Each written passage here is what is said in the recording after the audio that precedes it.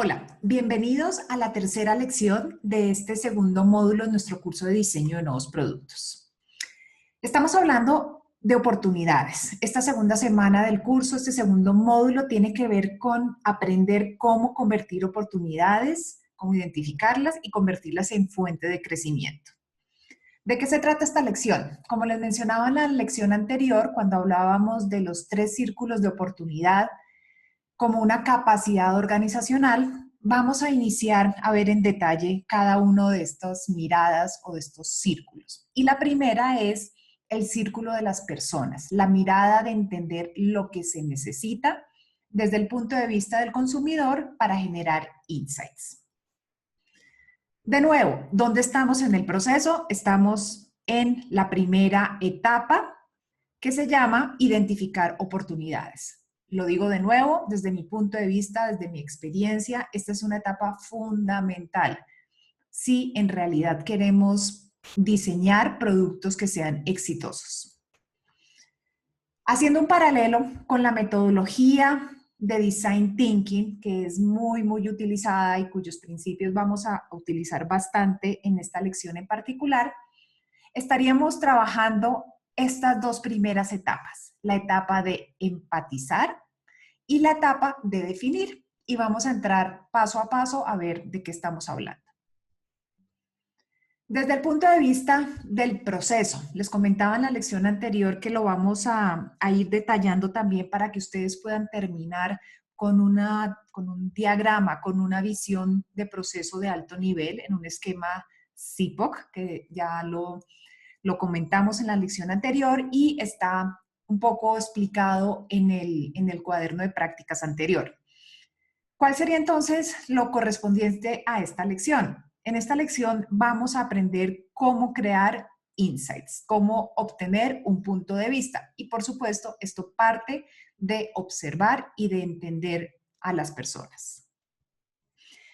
¿Y esto qué tiene que ver entonces con las personas? Un poco de marco de referencia en cuanto a los productos nuevos. Según el estudio de Nielsen, su estudio global de nuevos productos, el reporte de junio del 2015, ellos reportan que al menos el 63% de las personas dicen que les gusta cuando los fabricantes, los productores, llevan al mercado nuevos productos y un 57% dice que compraron un nuevo producto en su última visita al supermercado.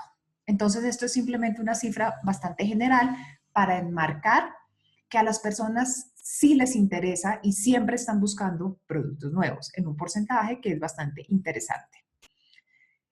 Lo que tiene que ver con los productos, pues aterrizando esto, los productos se venden en últimas porque resuelven un problema o porque satisfacen una necesidad.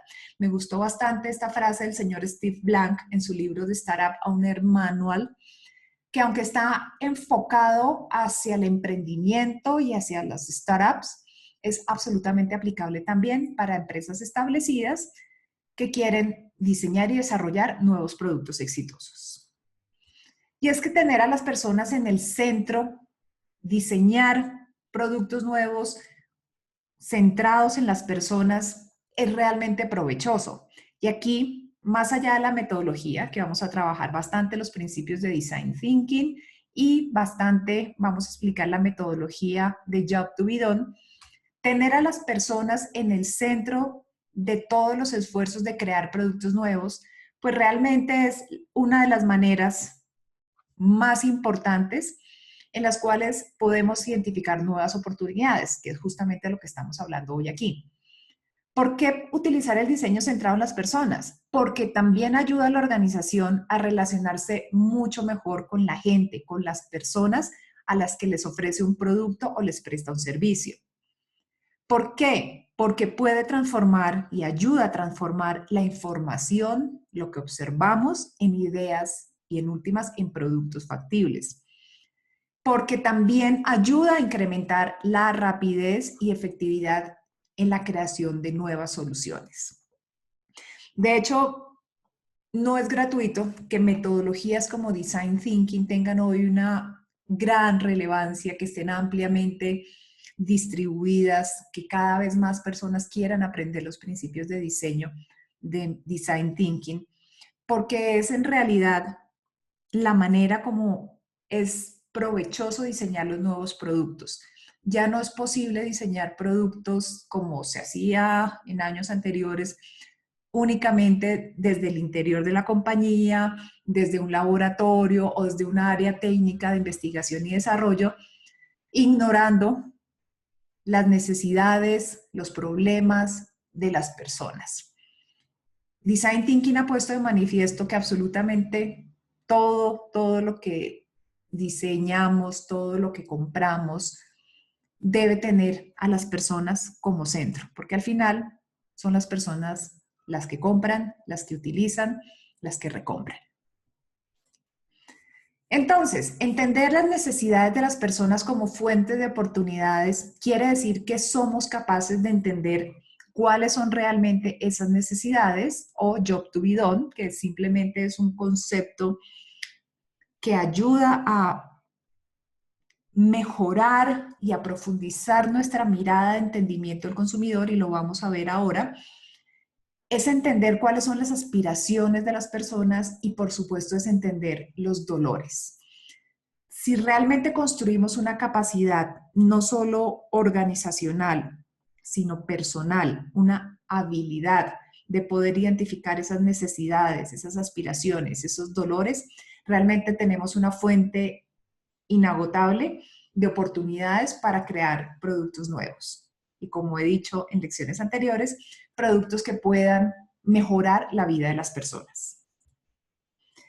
Y identificar estas necesidades y poderlas trabajar como oportunidades en el diseño de nuevos productos tiene que ver con dos partes. La primera, realmente ser capaces de identificar quién es el cliente o usuario.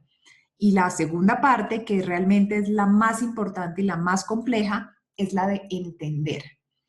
¿Qué tanto sabes de las necesidades, de los problemas, de las aspiraciones de quién es el cliente o el usuario?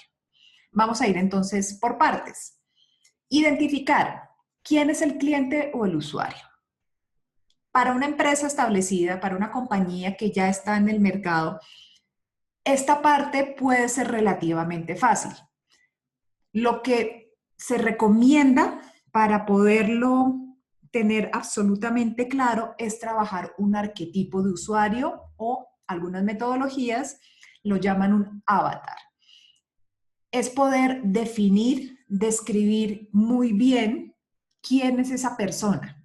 Una de las cosas importantes también dentro del pensamiento de diseño, dentro de la manera de pensar y actuar de design thinking, es la premisa de diseñar para pocos.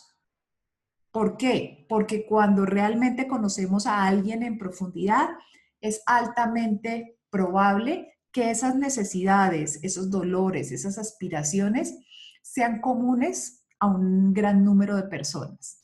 Entonces se dice que diseñar para pocos para luego construir para muchos. ¿Y qué significa entonces crear un avatar o un arquetipo de usuario? Es ser capaces de poder describir cuál es su ocupación, dónde vive, qué edad tiene, su estado civil, si es casado, soltero, separado, su nivel de educación, poder llegar a definir claramente qué hace durante la semana, durante los fines de semana, qué ve, qué escucha, qué lee. Y la pregunta aquí es si somos capaces, si eres capaz de describir un día completo en la vida de esta persona, porque tiene que ver mucho más allá que la simple interacción con los productos. Es entender, y esa es la invitación, entender a la persona en su contexto. En el cuaderno de prácticas de esta lección van a encontrar una plantilla de trabajo para que puedan realizar este ejercicio, crear el arquetipo de su usuario ideal, del usuario actual al que se están enfocando o de un usuario potencial. En mi experiencia, esto era bastante importante dentro de las compañías para las que he trabajado. De hecho, teníamos caracterizada, era un mercado eminentemente de mujeres, entonces teníamos caracterizado a esta señora le dábamos un nombre, porque no quiere decir que estemos hablando solo a ella, sino que cuando somos capaces de visualizarla, le ponemos cara, le ponemos nombre, somos capaces de identificarla en su vida diaria, la conexión es mucho más profunda. Y esa conexión profunda es lo que realmente ayuda a entender sus necesidades, sus dolores, sus aspiraciones. Entonces, al terminar esta lección, les pido por favor que vayan al cuaderno de práctica para que realicen este ejercicio de crear el arquetipo o el avatar de su usuario. ¿Qué sucede también? ¿Qué sucede cuando no tenemos tan claro quién es ese usuario? Pues debemos de alguna manera generar posibilidades. ¿Quiénes podrían ser esos usuarios? Por supuesto, dependiendo del foco estratégico, y es por esto que en las etapas anteriores hemos hablado de la estrategia y hemos hablado de definir muy bien ese norte sobre el cual la compañía quiere explorar. Y es importante tener en cuenta que debemos identificar no solo los usuarios actuales, sino también los usuarios potenciales, que es muy, muy importante y muy valioso como fuente de información y de identificación de oportunidades, entender quiénes son los usuarios extremos de la categoría, del mercado, del producto que queramos o que estemos imaginando. Es importante hablar con expertos porque también proveen un punto de vista diferente para poder entender las necesidades, dolores y aspiraciones. Y por supuesto también es útil y súper importante entender a los no usuarios, a los que nunca han comprado nada de nuestra empresa, de nuestras categorías. Cuando entendemos los por qué no, también es una fuente interesante de oportunidades. Entonces, dependiendo del foco estratégico, ¿qué tipo de usuarios nos interesa conocer? ¿Qué características podrían tener estas personas para ir a buscarlos? ¿Dónde podrían estar? En el cuaderno de práctica también, en la guía, van a tener espacio para poder reflexionar sobre esto y poderlo plasmar. Porque es importante hacer el ejercicio y escribirlo, porque muchas veces damos por sentado que tenemos muy claro quién es ese usuario.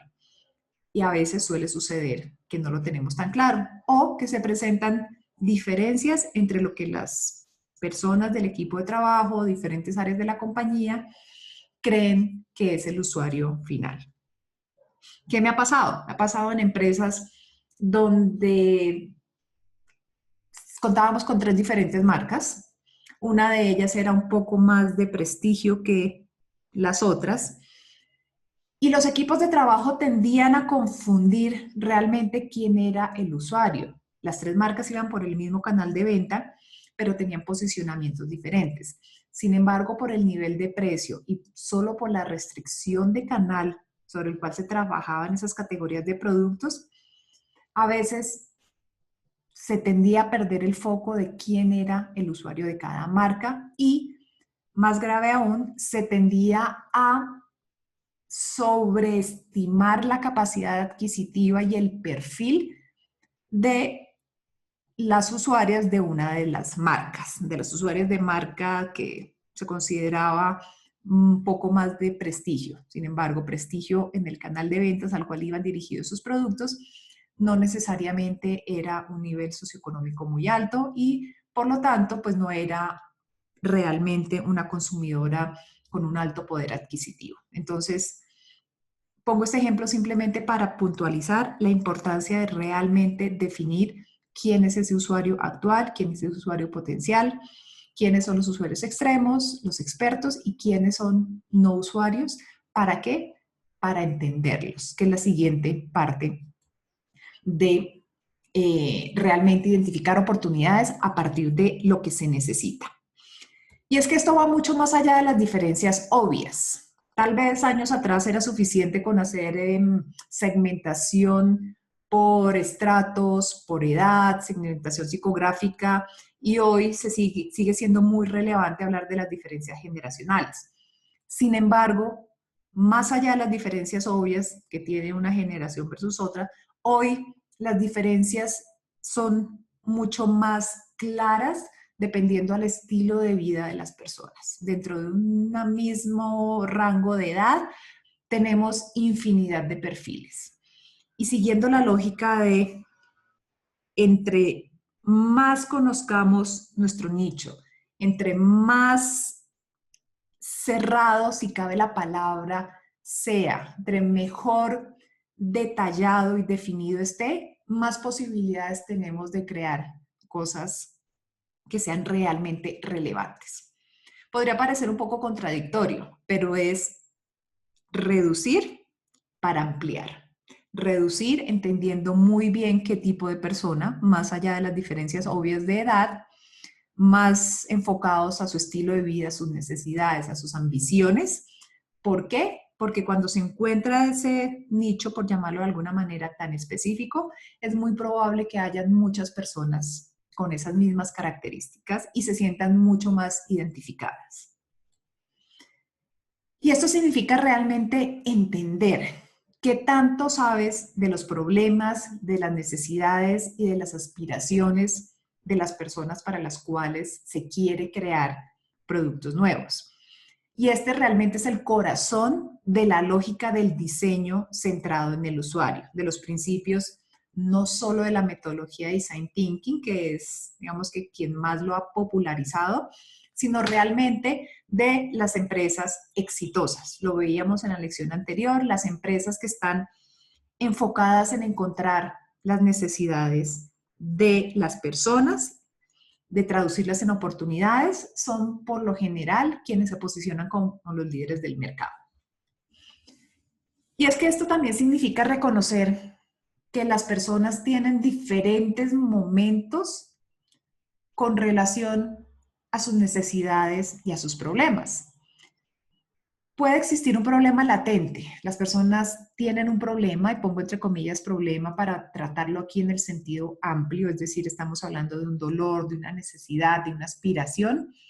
Si es latente, pues realmente no lo han reconocido. Podríamos decir que no lo saben. Es aquí cuando hablamos de necesidades no estructuradas o necesidades que todavía no están expresadas y son realmente interesantes como fuente de oportunidad. Las personas pueden tener un problema pasivo. Saben que tienen un problema, una necesidad, un dolor, pero no son conscientes o todavía no están motivadas a resolverlo. En el siguiente nivel, podemos decir que las personas tienen un problema activo o latente. Ya saben que existe. Las personas reconocen que tienen un problema, una necesidad y están buscando una solución. Y en el último nivel, las personas tienen una visión. Ya incluso han pasado todas las etapas anteriores, saben que tienen ese problema y ya incluso han encontrado una solución. La pudieron haber creado ellos mismos, sin embargo, están dispuestos a pagar por una mejor solución. Entonces, también es importante entender en qué momento de conciencia de sus necesidades se encuentran las personas. Entonces, todos estos conceptos vamos a ver ahora cómo se aterrizan y cómo realmente los podemos hacer operativos. Vamos a ver un pequeño video para ilustrar este trabajo con el consumidor. It's been an hour already. I'm out of here, people. Hasn't been an hour. Yeah, it has. Hi. Sorry I kept you waiting. Oh. Good. Good. Good. Okay. Well. Can you strip naked and put on your hospital gown as quick as you can? Dr. McKee, this is a joke. I'm not laughing. Ah, here they are. Alan. Roger. Lonnie. Scope. Sarah. JJ. Michael. Anything in a pacer? Is he going on?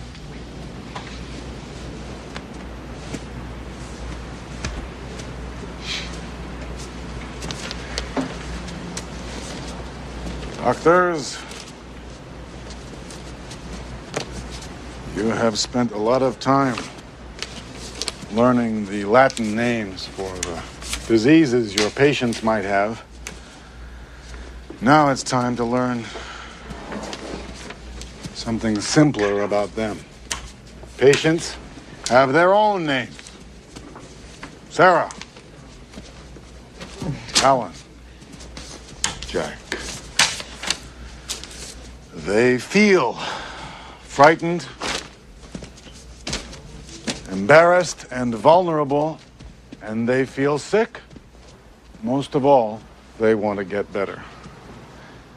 Because of that,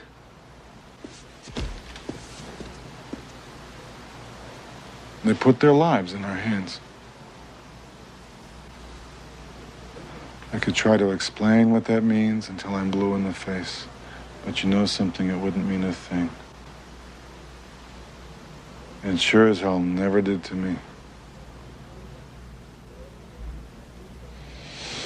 So, for the next 72 hours, you'll each be allocated a particular disease. You'll sleep in hospital beds, eat hospital food. Hospital food. You'll be given all the appropriate tests. Tests you will one day prescribe. Unbelievable. You are no longer doctors. You are hospital patients.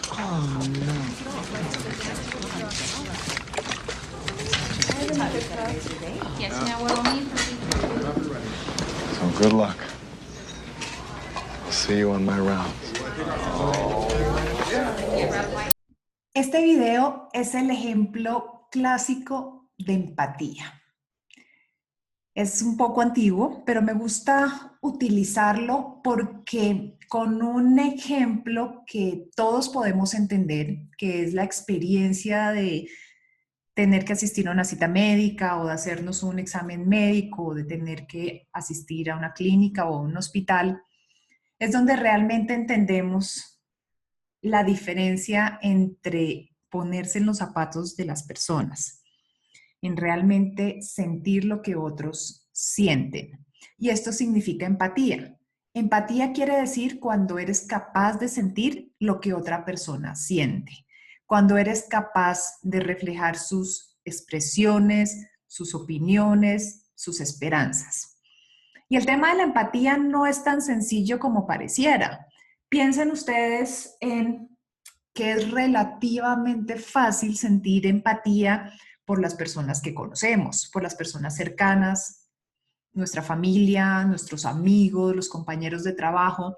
Nos queda relativamente fácil entender qué les pasa. Podemos leer sus expresiones faciales, podemos sentir si están contentos, si han tenido un buen día o un mal día. El reto aquí, cuando queremos desarrollar productos nuevos, es desarrollar ese nivel de empatía para personas que no conocemos, para personas que no son cercanas a nosotros. Y ese es el real reto. ¿Cómo desarrollar empatía por personas que no son cercanas? Y esto tiene que ver un poco también con el cambio de paradigma que hablábamos en la primera lección. Porque el reto de la empatía es encontrar esas necesidades que tienen sentido para ellos o para ellas, para las personas a cuales les queremos diseñar un nuevo producto, no para la empresa. Significa descubrir esas necesidades, ya sea expresadas y o latentes, para de esta manera poder crear soluciones, para poder aprovechar esa oportunidad. Y el cambio de paradigma aquí también se traduce en pasar de la visión solamente de la empresa, de la búsqueda de generación de valor económico, a realmente sentir empatía por las personas para las cuales estamos diseñando, los usuarios. Y es pasar de la lógica anterior de visión solo interna y solo de la empresa, de pensar qué podemos venderle al cliente o qué podemos venderle a estas personas, a realmente tomar el punto de vista del usuario y identificar cuáles son sus aspiraciones y cómo podemos acercarlos a esas aspiraciones o cómo poderlos ayudar a resolver las necesidades, cómo poder ayudarlos a superar los dolores. Pasar de el punto de vista interno de pensar cómo podemos llegar mejor al cliente o al consumidor y ponernos en los zapatos de las personas para entender qué necesita la persona, el cliente, el consumidor resolver y cómo podemos ayudarlos a hacer eso mejor, a resolver ese reto de una mejor manera. Pasar de pensar en cómo podemos hacer dinero con el cliente y el consumidor. Y por supuesto, parte necesaria del negocio es generar valor económico para la compañía. Pero ese valor económico llega si somos capaces de entender por qué el cliente, el consumidor, la persona está dispuesto a pagar. ¿Cómo prefieren las personas ser tratados? ¿Cómo podemos ayudarlos en sus rutinas? Entonces, esto tiene que ver también con el cambio de paradigma que hablábamos antes, porque es remodelar nuestra mirada. Es pasar de una visión interna a una visión externa, una visión hacia las personas, poniéndolas realmente en el centro de los esfuerzos del diseño de nuevos productos. Y la empatía es todo un reto, porque significa que somos capaces de pasar, ver más allá de lo que las personas dicen que necesitan, de lo que la persona dice que siente o dice que hace, que es un poco lo que se recoge a través de los métodos tradicionales de investigación de mercados, y realmente ser capaces de entender lo que realmente hace, de verlo, lo que realmente piensa, y esto va mucho más allá de solo hacer preguntas, y lo que realmente siente. Y esto, en últimas, si lo podemos decir en una sola frase, significa salir a la calle. Salir a la calle para no tener la posición del médico que veíamos en el video anterior, dispuestos a formular, a tratar a sus pacientes, a mandar exámenes médicos que ellos no han vivido. Significa realmente ponerse la bata o ponerse los zapatos y vivir la vida de las personas a las cuales les queremos generar valor. ¿Y esto cómo se hace?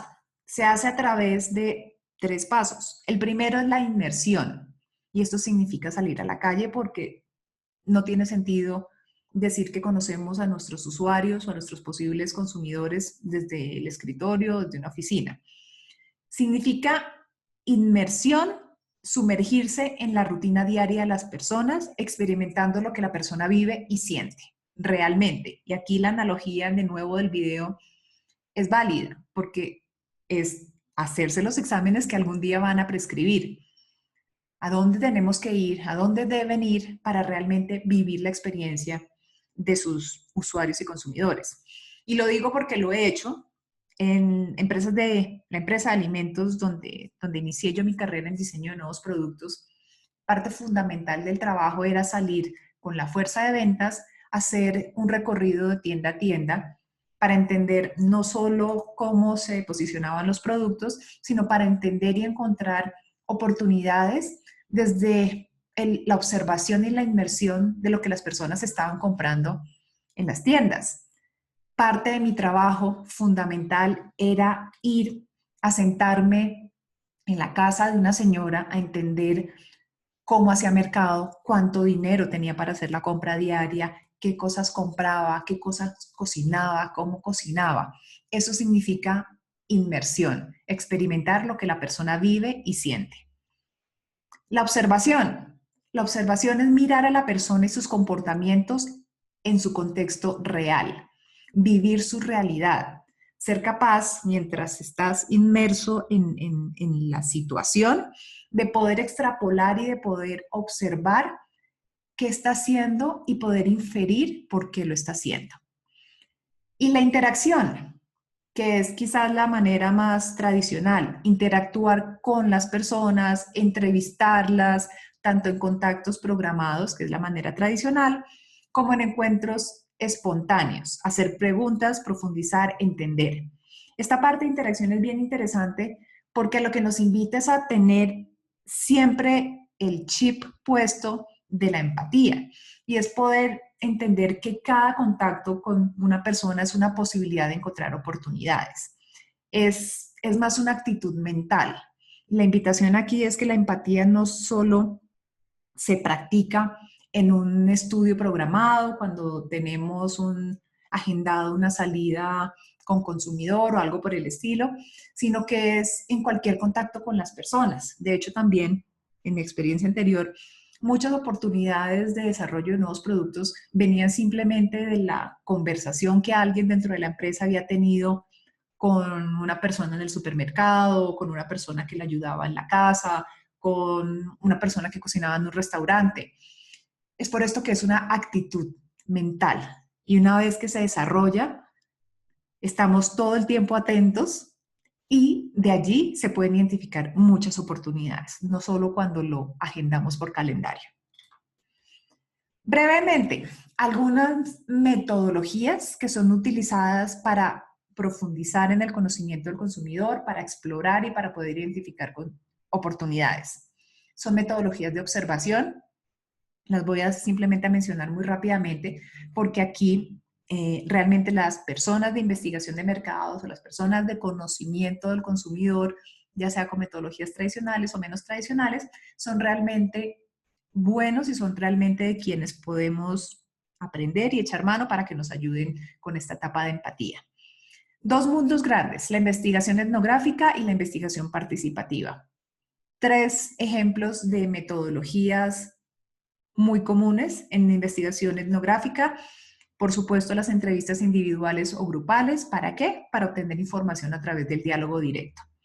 La visita a campo o viaje del consumidor, también se conoce con este nombre, es la observación y el contacto directo con los lugares, con las personas, con los objetos. Cada vez más utilizado. Cada vez más las empresas se dan cuenta que no solo es necesario e importante realizar entrevistas, sino que es muy valioso la visita a campo. Y tercero, buscar inspiración en otras partes. Esto quiere decir observar experiencias similares en otros contextos.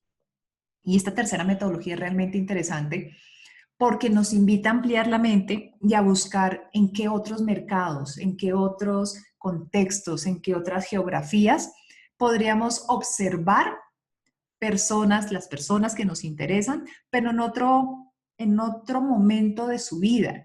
Entonces, tal vez buscar industrias paralelas, industrias aledañas, buscar otro tipo de consumidores, otro tipo de personas, tratar de entenderlos en su vida diaria, cómo se relacionan con otros. Entonces, es bien interesante esta metodología, buscar inspiración en otras partes.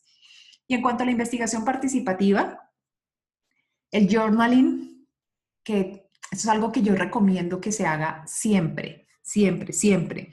Journaling no es más que documentar las experiencias personales en palabras o imágenes.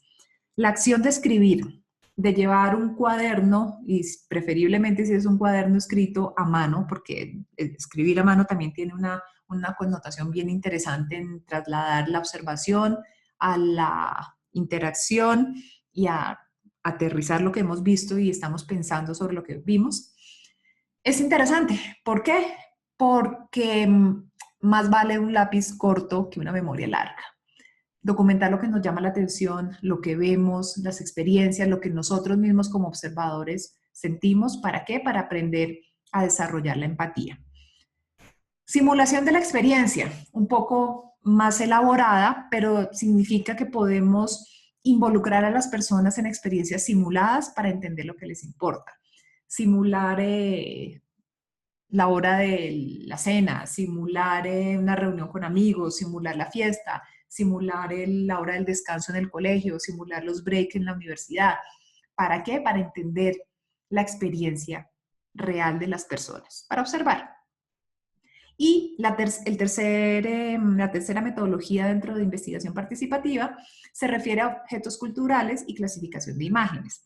Esta recomiendo que se realice, esta en particular, todas, pero esta en particular, de la mano con personas especializadas en conocimiento del consumidor, porque aquí estamos esperando descubrir percepciones utilizando objetos que son culturalmente relevantes. Entonces tiene un nivel de implicación diferente, tiene un nivel de diseño de la experiencia diferente y es importante hacerlo desde el conocimiento y desde la experiencia de la antropología, de la etnografía, pues en últimas de la experiencia real de metodologías de acercamiento al consumidor. ¿Para qué sirven entonces los métodos cualitativos? Y estoy aquí hablando de métodos cualitativos porque en esta etapa de búsqueda de oportunidades, de entender a las personas desde la observación para encontrar oportunidades de diseño y desarrollo de nuevos productos, los métodos cualitativos son importantes. ¿Por qué? Porque estamos en un modo de explorar y de descubrir. Estos métodos nos ayudan a descubrir necesidades, deseos, aspiraciones profundas. Son muy útiles en la primera etapa, en las primeras etapas de investigación para explorar, para entender y para poner a prueba supuestos. ¿Para qué no sirven los métodos cualitativos de acercamiento al consumidor?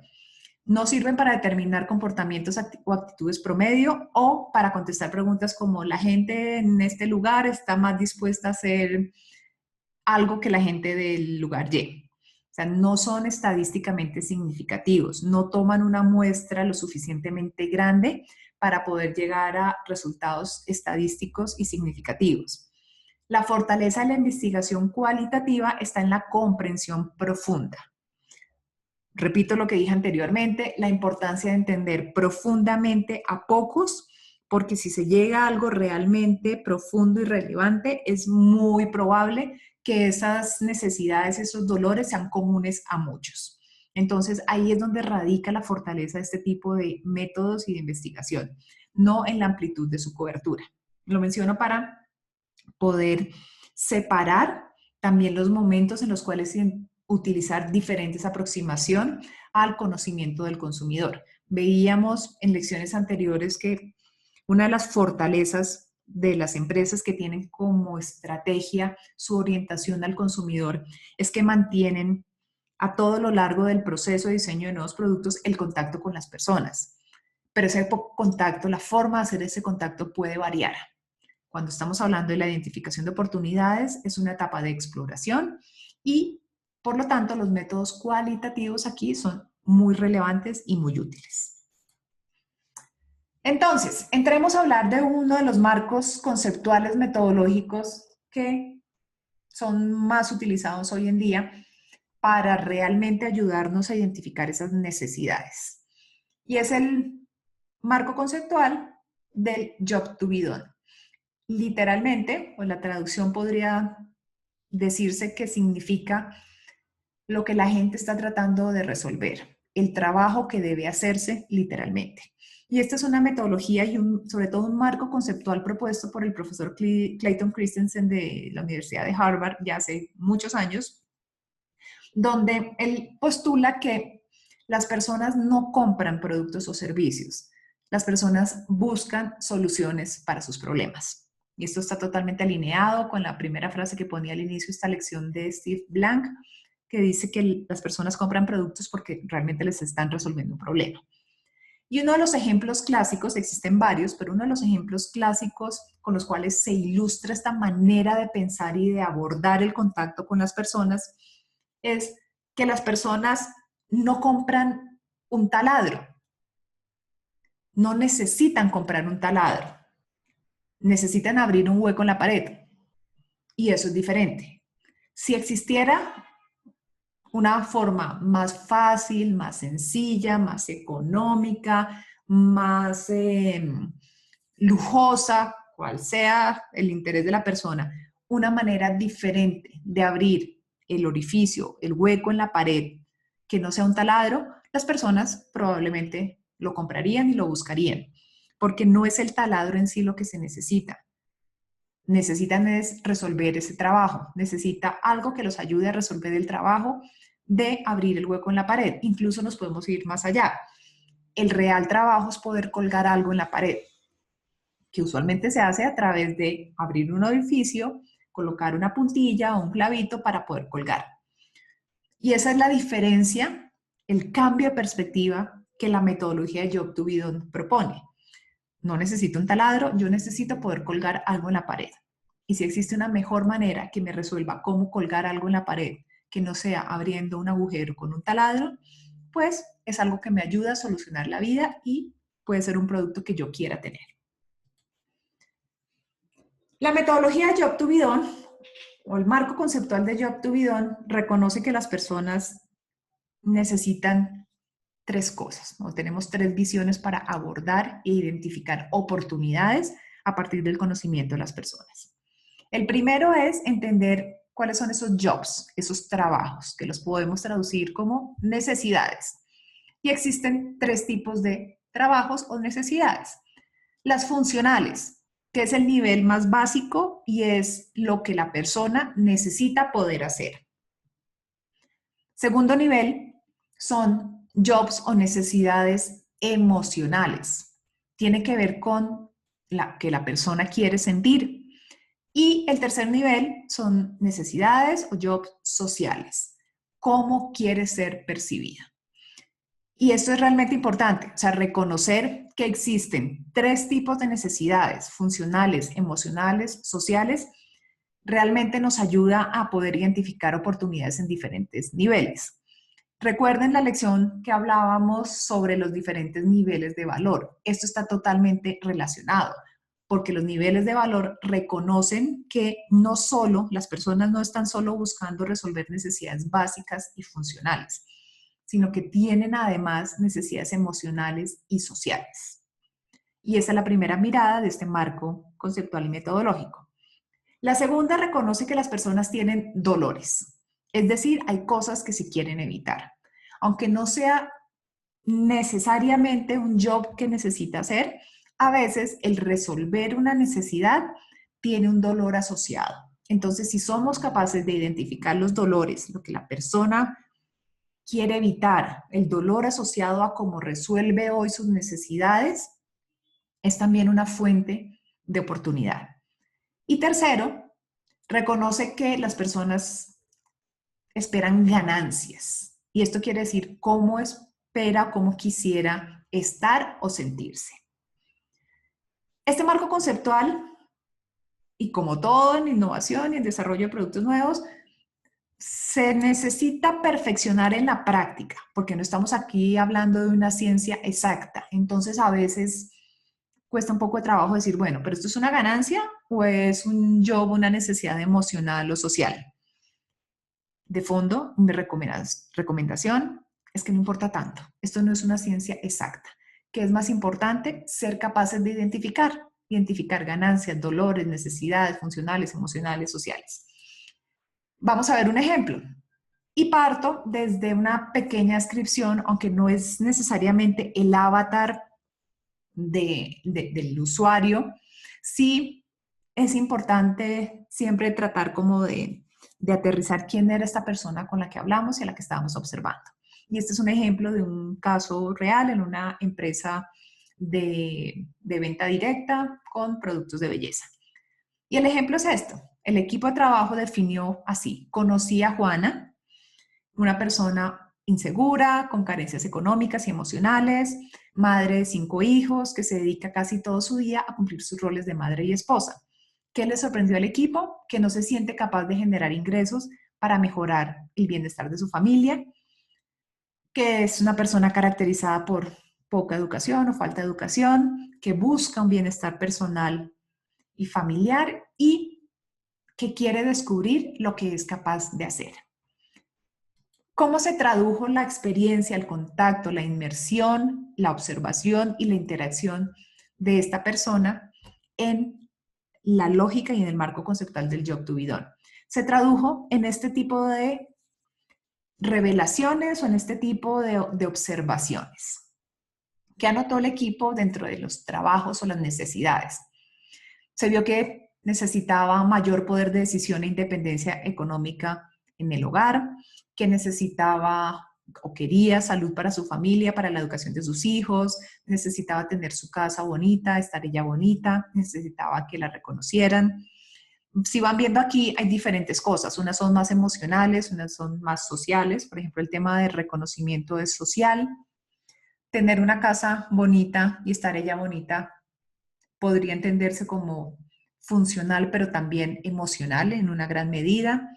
Necesita generar ingresos, esto puede ser totalmente funcional. Empoderarse como mujer y como familia, puede entenderse como emocional y social. Que su esposo y su familia la reconozcan, totalmente social. Cubrir los gastos de la familia, una necesidad funcional. que sus hijos sean mejores que ella. Esta es una necesidad totalmente emocional, que los demás la valoren como persona, una necesidad totalmente social. ¿Qué dolores identificaron en este caso? Su dolor, que no era una persona profesional, que no tenía una casa propia, que era prestada, que no podía dormir por pensar en quedarse sola, que su dolor era o quería que su hija pudiera tener mejores cosas que ella, poder engreírla, consentirla. Temía, o un dolor era quedarse sola, que la abandonaran, eso salió bastante. Un dolor era la falta de tiempo con su hija por el trabajo, temor a involucrarse en temas de préstamos y al mismo esquema de venta directa. Dolor que no le pagaran, que no pudiera conseguir pedidos o clientes, que la dejaran de querer si no consentía a sus hijos, si no les daba plata. Quiero que observen aquí que los mismos dolores o las mismas necesidades se pueden traducir en uno o en otro aspecto. Se podría decir que no tener casa propia tiene que ver con tener una casa bonita y arreglada, y que esto podría ser una necesidad funcional básica. Pero vamos que aquí es más poco la habilidad del equipo y como al final en la interacción cómo se sienta más, donde se decide ubicar. Para ella, el equipo consideró que esto era un dolor bastante grande, más allá que una necesidad. Por supuesto tiene que ver con que es una necesidad, pero decidieron tratarlo como un dolor. ¿Qué esperaba como ganancias? Ganar plata, pagar la universidad, comprar cosas, ayudar a sus papás, que la vean bien, que sea un referente de belleza, de éxito. Una ganancia era tener recursos para hacer mejor su vida, para tener una casa, para mejorar su apariencia. Una ganancia era tener conocimientos en venta, tener conocimientos en belleza. Una ganancia, que también puede ser una necesidad emocional, era que su hija se sintiera orgullosa de ella, que viera que ella es alguien en la vida. Una ganancia muy relevante en este negocio es poder socializar, conocer personas nuevas, sentir que ayuda a otros. Entonces, este es un ejemplo bastante simple. Este es el tipo de conocimiento, el tipo de observación que se puede obtener dependiendo de qué tan profundo se indague, de qué tan profundo se hable con las personas, pues se van a encontrar cosas mucho más relevantes, mucho más profundas. Más allá de la metodología, o sea, este es un marco de trabajo que nos ayuda a identificar necesidades y trabajos emocionales, funcionales, sociales, pero mucho más allá del marco de referencia y de esta plantilla de trabajo, lo realmente importante es ser capaces de ser empáticos con la persona. Si yo realmente me involucro, si yo realmente siento empatía, si realmente quiero conocer a esa persona y tengo un genuino interés en ayudarle a resolver un problema o una necesidad, pues las cosas que encuentro van a ser más profundas, y si son más profundas tengo mayor posibilidad de generar una oportunidad para crear un nuevo producto. Otro ejemplo, este es el caso de un médico. ¿Qué encontró el equipo de trabajo como necesidades, como los jobs en este perfil, en este usuario? Necesitaba un espacio físico con insumos, con equipos tecnológicos acordes para prestar un buen servicio. Eso podría ser una necesidad funcional básica. Una necesidad era querer sentirse único, reconocido o importante. Aquí viene entre necesidades emocionales y, por supuesto, sociales. Querer ser reconocido como el mejor en su especialidad, una necesidad totalmente social. Recibir un buen trato, una necesidad emocional. ¿Qué identificaron como dolores? Dolor, no tener una buena remuneración. Dolor, ver la insatisfacción de sus pacientes, de sus clientes. Dolor, realizar un mal diagnóstico por no tener los equipos adecuados. Dolor, una mala práctica quirúrgica, que se generen complicaciones quirúrgicas. Dolor, que pueda tener problemas legales. ¿Qué se vio como ganancias? Por supuesto, quería estar bien remunerado. Una ganancia era tener un muy buen volumen de pacientes, una alta demanda de usuarios, tener reconocimiento a nivel profesional. De nuevo, puntualizo aquí, esto no es una ciencia exacta.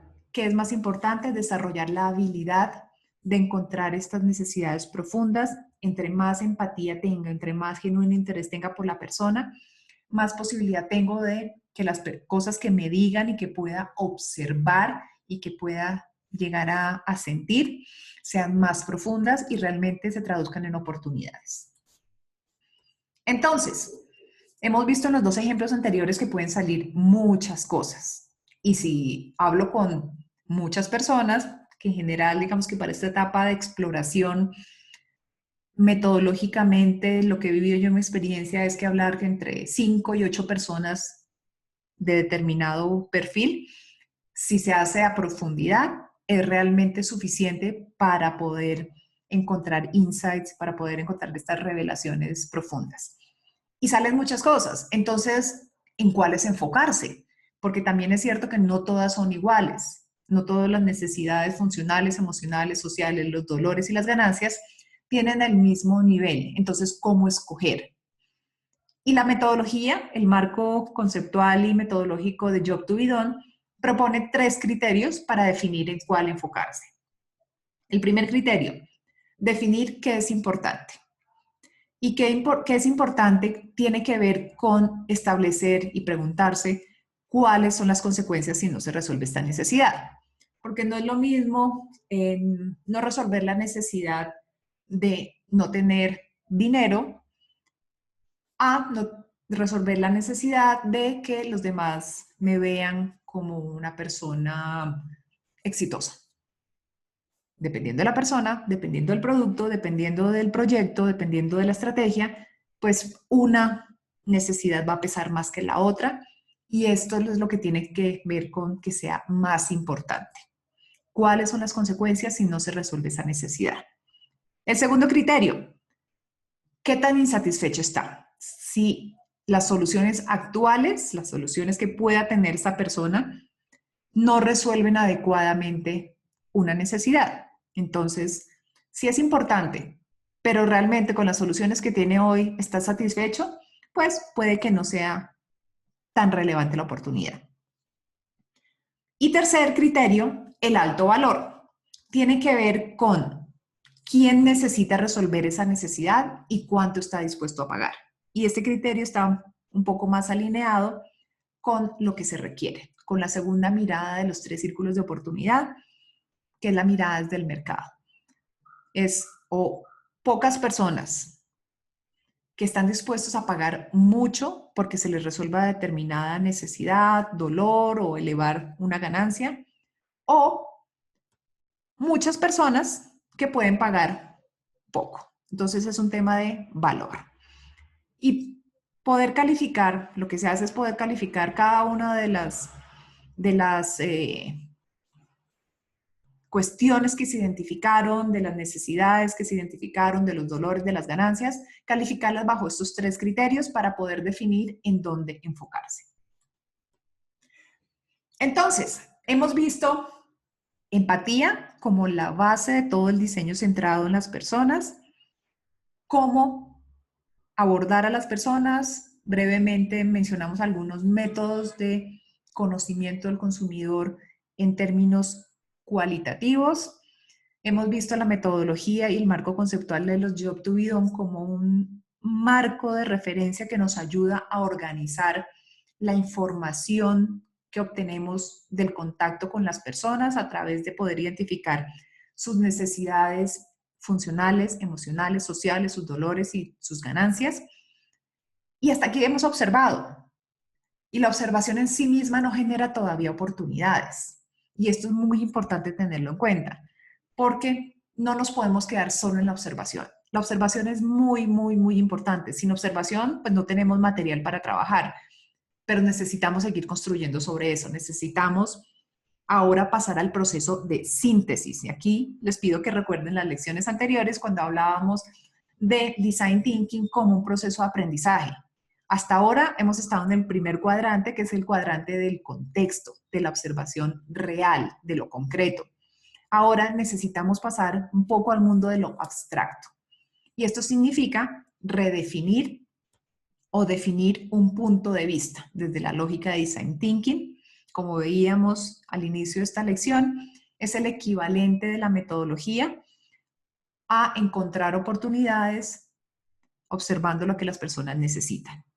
Entonces, definir un punto de vista quiere decir que encontramos ahora sí nuevas oportunidades mirando las cosas de manera diferente, que nos aseguramos de invertir tiempo en solucionar un problema que vale la pena, y es importante porque un problema, un reto bien definido es la mejor manera de encontrar soluciones. Y esta última frase la recalco porque creo que aquí es donde radica todo el cambio de paradigma, de pasar de las ideas a la búsqueda de oportunidades. Antes de las ideas, antes de ideación, antes de co-creación, es necesario asegurarnos de encontrar un problema que valga la pena solucionar. Veamos entonces un ejemplo que ilustra bastante bien lo que significa adoptar un punto de vista. En este ejemplo, el reto inicial de diseño, la oportunidad que se había visto, por llamarlo de alguna manera, era crear una incubadora barata y fácil de mantener para las clínicas de Nepal. Si no se hubiera adoptado el punto de vista del usuario, si no se hubiera partido desde la premisa de entender realmente para quién se quiere generar valor, pues muy probablemente se hubiera creado una incubadora que, tomando criterios de menor costo, de facilidad de mantenimiento, se puede crear como producto desde un punto de vista técnico. Sin embargo, a la empresa, en este caso IDEO, a quien se encargó este reto, trabaja desde el usuario y su principal enfoque fue ir a entender quién era ese usuario, ir a entender en campo para quién se requería crear esta solución. Crear una incubadora barata y fácil de mantener puede ser el punto de vista, en este caso, de la clínica. Si hacemos la analogía, puede ser el punto de vista de la empresa. Sin embargo, cuando nos permitimos observar a través de la inmersión y a través de realmente vivir con las personas para las cuales se diseñan los productos, se toma, se entiende y se adquiere un punto de vista diferente. En este caso fue entender que el usuario era una madre de Nepal, nepalí, desesperada viviendo en una villa remota, que entre muchas necesidades que podría tener, la que era realmente relevante, importante, que estaba insatisfecha y que suponía un alto valor si se resolvía, era la necesidad de mantener caliente al bebé prematuro para darle la oportunidad de sobrevivir. Por supuesto, esta necesidad la puede suplir una incubadora. Lo más importante de ver aquí, y que solo era posible de darse cuenta cuando se fue a campo, es que existía un dilema, una contradicción que le impedía a esta usuaria resolver esa necesidad. Y es que la mayoría de las madres no tienen los medios para llevar al bebé al hospital. Y esto hacía imposible que la incubadora fuera la mejor solución para este reto o para esta oportunidad. El equipo de diseño creó este producto que están viendo aquí. Es un producto real, un producto que cuesta el 90% menos de lo que cuesta una incubadora y que más allá del costo lo que hace es realmente resolver la necesidad, porque le permite a la madre mantener al bebé caliente sin la necesidad de desplazarse hasta el hospital, por lo menos no en una primera instancia. Es más o menos un sleeping bag, donde el bebé se mantiene caliente a base de baterías que, si no estoy mal, son calentadas por energía solar. Entonces, ¿qué es de fondo adquirir un punto de vista o plantear un insight? Un insight es una revelación acerca de lo que nuestro cliente o nuestro usuario hace y por qué lo hace. Esto significa un entendimiento profundo de una tensión o de una contradicción que no es tan evidente siquiera para la persona, pero que de realmente resolverse mejora su vida. Y es por esto que los insights son tan poderosos, porque pueden inspirar soluciones innovadoras. Este ejemplo es un ejemplo muy simple, pero es un ejemplo real y que de verdad ilustra la potencia de la empatía y la potencia de poner realmente al usuario en el centro del diseño de los nuevos productos.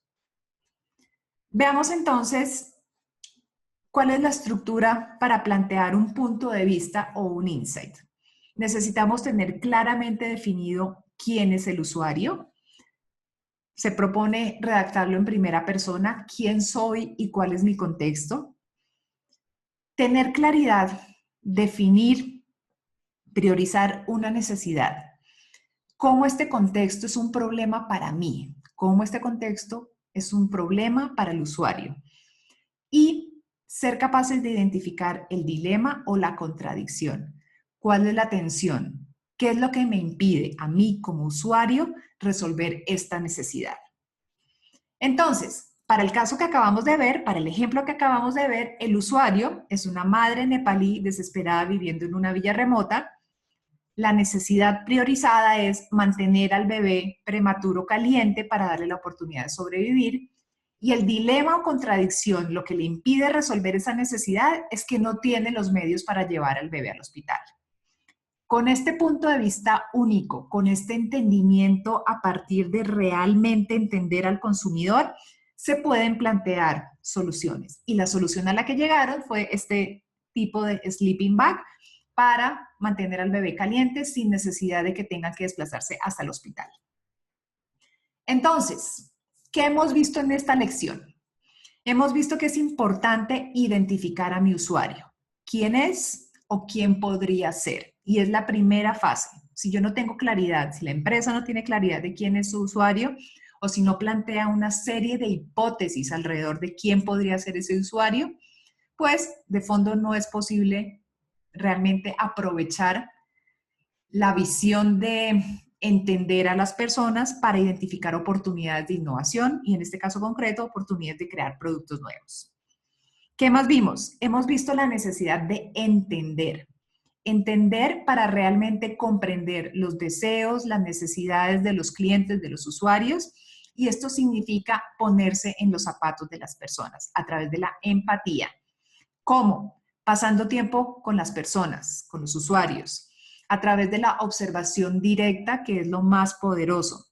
Salir de la oficina e interactuar con las personas en sus situaciones diarias reales. Comprender es realmente sentir empatía por las situaciones que viven las personas, ver lo que ellos ven, sentir lo que ellos sienten. Entender la experiencia del usuario, no solo en relación con los productos que ofrecen la empresa, sino entender en general su vida. De esta manera realmente se encuentran necesidades, problemas, frustraciones, los puntos de dolor. Y tercero, definir un punto de vista. Ser capaces de elaborar un insight, un entendimiento profundo de toda esa situación a partir de la identificación de una necesidad que ha sido priorizada, y de la contradicción o lo que le impide a la persona resolver actualmente esa necesidad. Finalizo con estas preguntas. ¿Qué tanto sabes en realidad acerca de los problemas no resueltos, los deseos, las necesidades no satisfechas de tus clientes o tus usuarios? ¿Qué tan profundo has indagado? ¿Estás haciendo todo lo posible para comprender y documentar las necesidades existentes y emergentes de los clientes? Y para aterrizar los conceptos, la pregunta es, ¿tienes claro cómo se hace hoy? ¿Quién lo hace? Y cómo incorporar estos conceptos que hemos visto dentro de la lógica del negocio actual en el que te encuentras. Para responder a estas preguntas, los invito entonces ahora a que vayan al cuaderno de prácticas correspondiente a esta lección para poder trabajar sobre estos conceptos y para poder construir este primer entregable, para irle dando forma al entregable de la primera etapa, que es la identificación de oportunidades. El entregable puntual de esta lección, que tiene foco en identificar oportunidades desde las personas, es tener un punto de vista, es poder construir un insight. Gracias por escuchar la lección. Vamos entonces ahora a continuar. Hasta luego.